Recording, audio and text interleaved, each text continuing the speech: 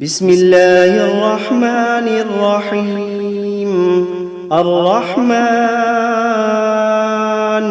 علم القرآن، خلق الإنسان علمه البيان. الشمس والقمر بحسبان، والنجم والشجر يسجدان. والسماء رفعها ووضع الميزان، ألا تطغوا في الميزان. وأقيموا الوزن بالقسط ولا تخسروا الميزان.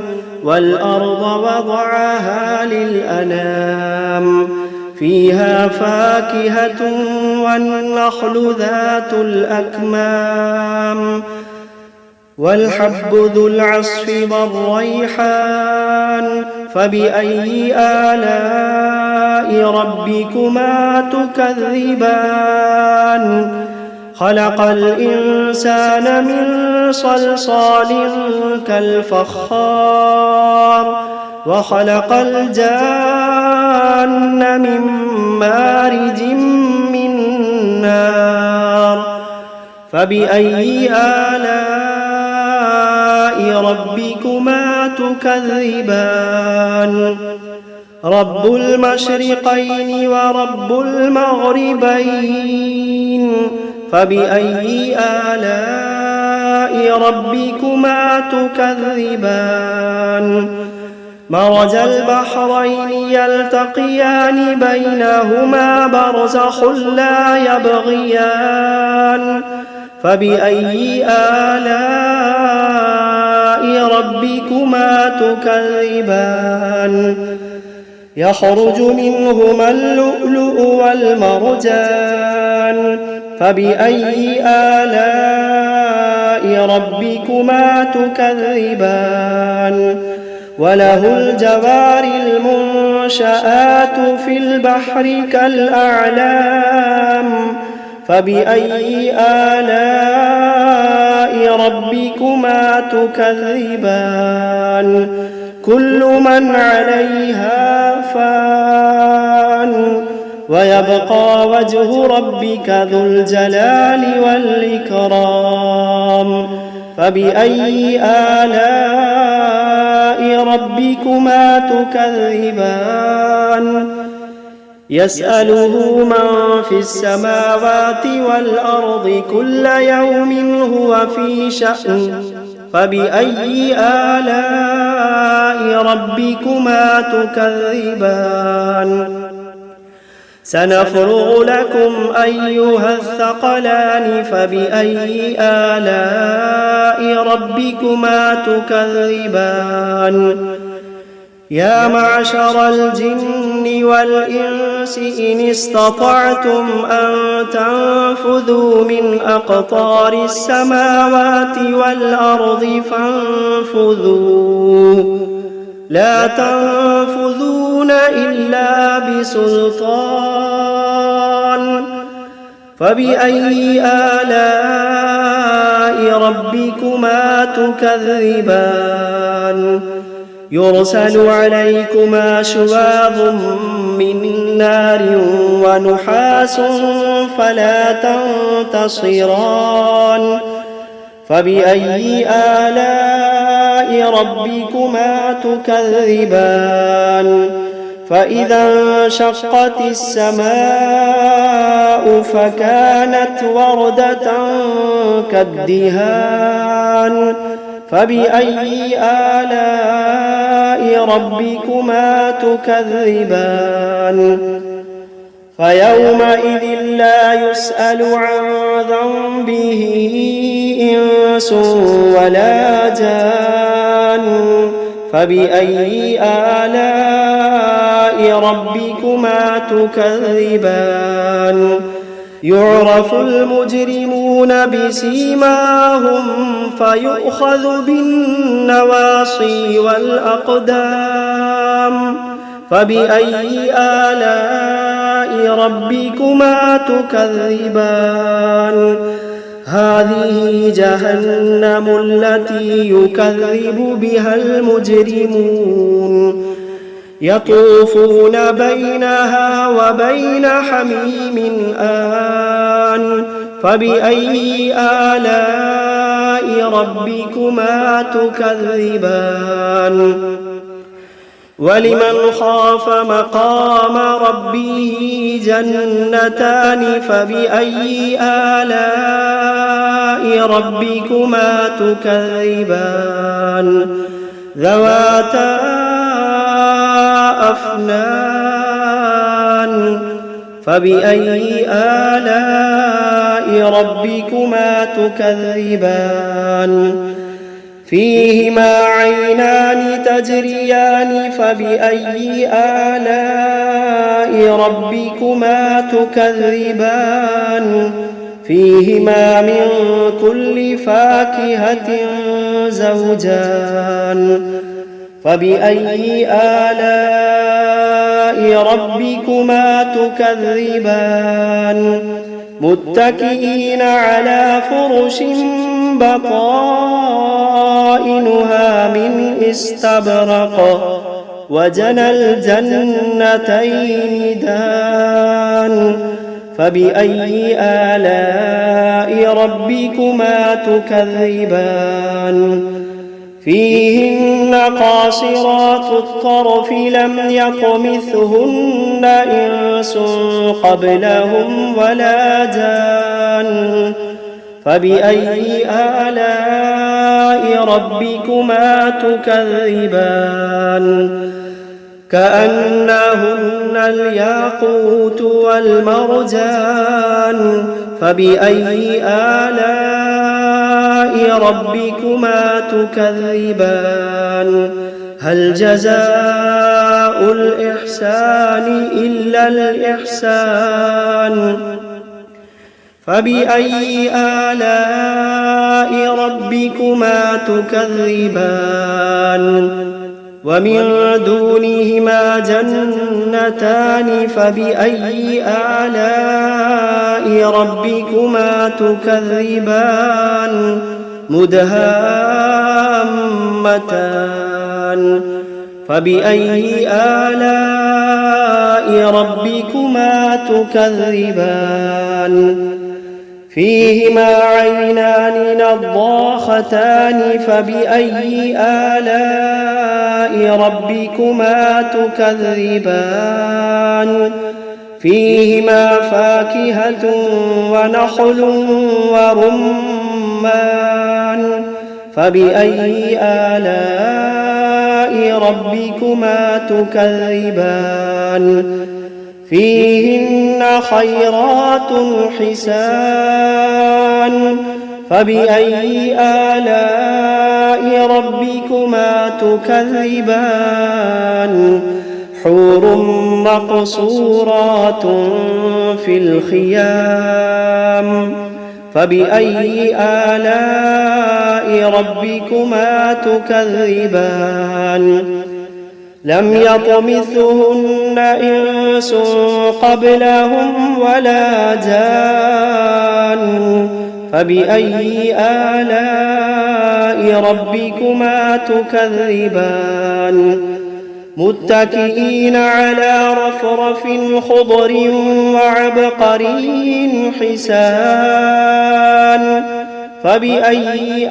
آلاء ربكما تكذبان تبارك اسم ربك ذي الجلال والإكرام بسم الله الرحمن الرحيم تبارك الذي بيده الملك وهو على كل شيء قدير الذي خلق الموت والحياة ليبلوكم أيكم أحسن عملا وهو العزيز الغفور الذي خلق 7 سماوات طباقا ما ترى في خلق الرحمن من تفاوت فارجع البصر هل ترى من فطور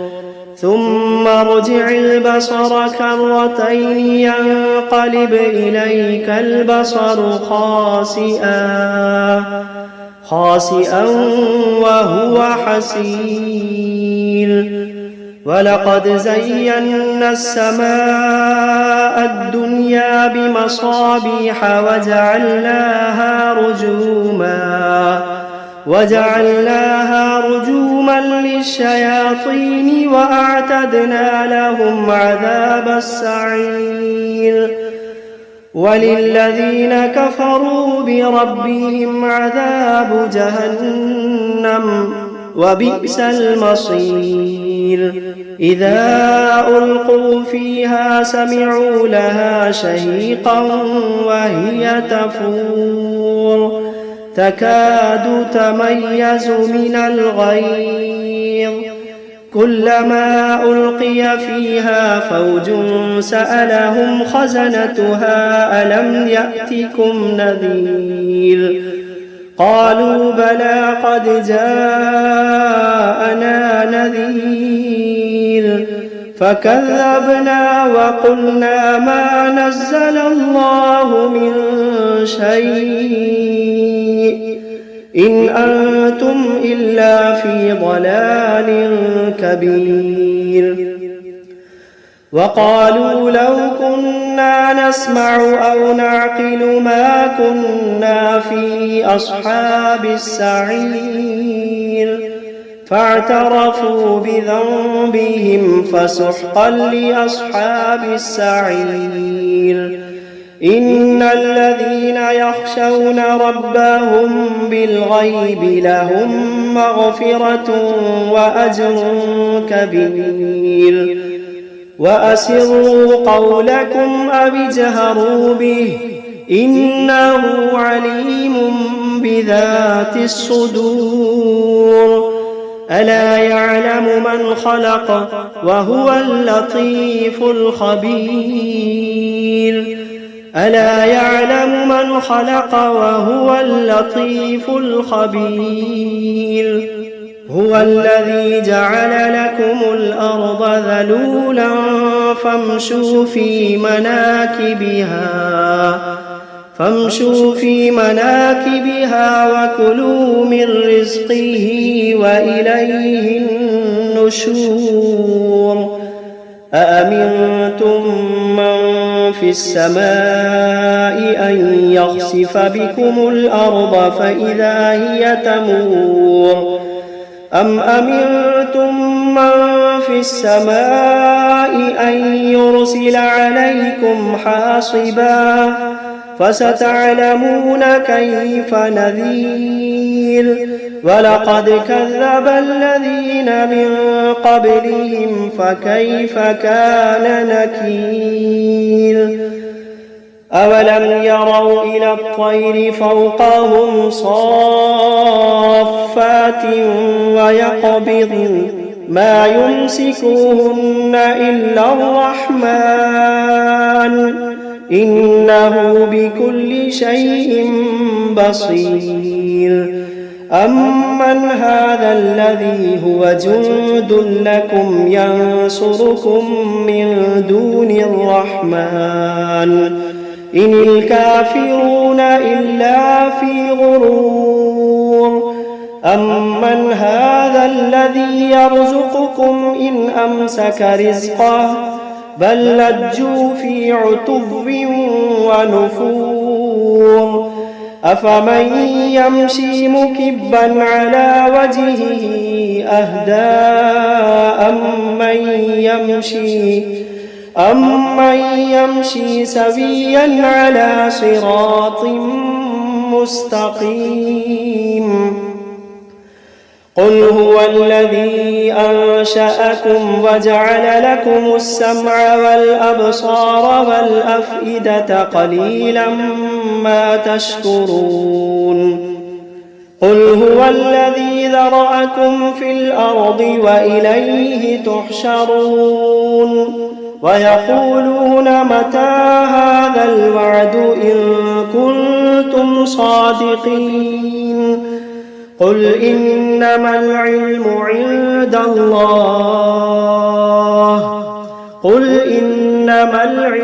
عند الله وإنما أنا نذير مبين فلما رأوه زلفة سيئت وجوه الذين كفروا وقيل هذا الذي كنتم به تدعون قل أرأيتم إن أهلكني الله ومن معي أو رحمنا فمن يجير الكافرين من عذاب أليم قل هو الرحمن آمنا به وعليه توكلنا فستعلمون من هو في ضلال مبين قل أرأيتم إن أصبح ماؤكم غورا فمن يأتيكم بماء معين بسم الله الرحمن الرحيم قل أوحي إلي أنه استمع نفر من الجن فقالوا إنا سمعنا قرآنا عجبا يهدي إلى الرشد فآمنا به ولن نشرك بربنا أحدا وأنه تعالى جد ربنا ما اتخذ صاحبة ولا ولدا وأنه كان يقول سفيهنا على الله شططا وأنا ظننا أن لن تقول الإنس والجن على الله كذبا وأنه كان رجال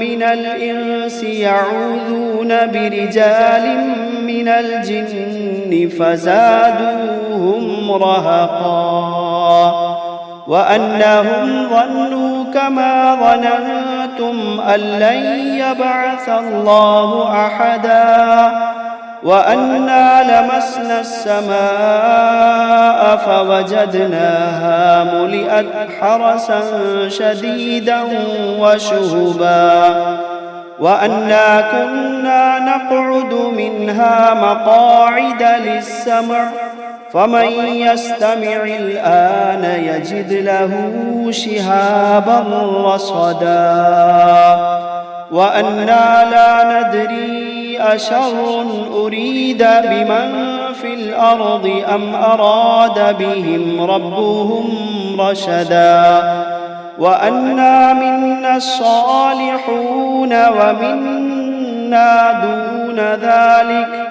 كنا طرائق قددا وأنا ظننا أن لن نعجز الله في الأرض ولن نعجزه هربا وأنا لما سمعنا الهدى آمنا به فمن يؤمن بربه فلا يخاف بخسا ولا رهقا وأنا منا المسلمون ومنا القاسطون فمن أسلم فأولئك تحروا رشدا وأما القاسطون فكانوا لجهنم حطبا وأن لو استقاموا على الطريقة لأسقيناهم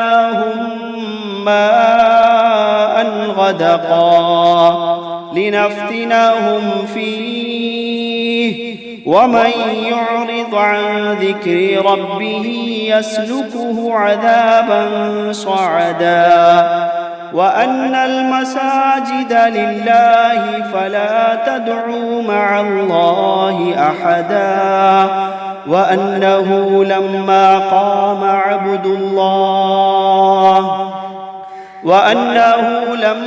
قام عبد الله يدعوه كادوا يكونون عليه لبدا. قل إنما أدعو ربي ولا أشرك به أحدا.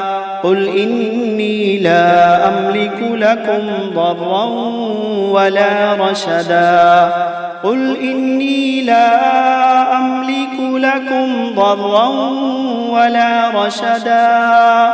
قل إني لن يجيرني من الله أحد.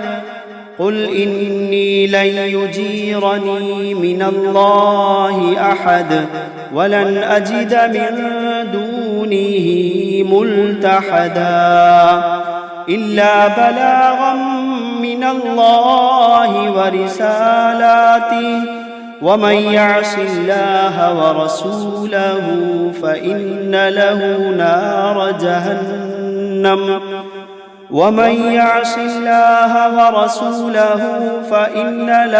نار جهنم خالدين فيها أبدا حتى إذا رأوا ما يوعدون فسيعلمون من أضعف ناصرا وأقل عددا. قل إن أدري أقريب ما توعدون أم يجعل له ربي أمدا.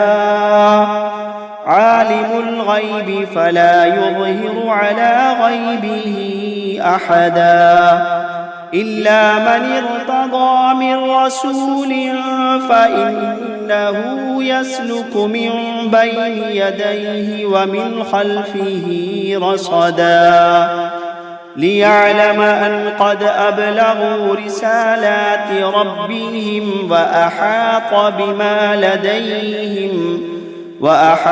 بما لديهم وأحصى كل شيء عددا.